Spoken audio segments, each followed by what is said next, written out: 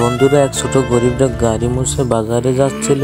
সেই সময় দুইটি বড়লোক ডগ তার গাড়িটা দাঁড় করালো। দাঁড় করায় গাড়িটা ভেঙে ফেললো। ভেঙে হাসতে লাগলো তাকে দেখে। এই সাইডে ছোট ডগটা অনেক কষ্ট পেয়ে কান্না করতে লাগলো। ডগটা দুঃখ মনে বাড়ি যেতে লাগলো।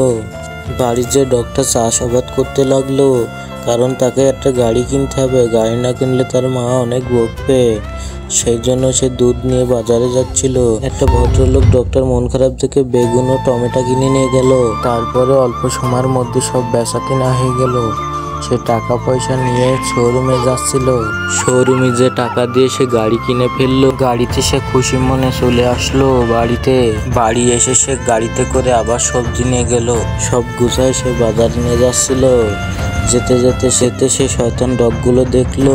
বন্ধুরা, ছোট ডগটার জন্য তোমরা সবাই লাইক সাবস্ক্রাইব করে দাও। লাইক সাবস্ক্রাইব না করলে ডগটা অনেক কষ্ট পাবে বন্ধুরা।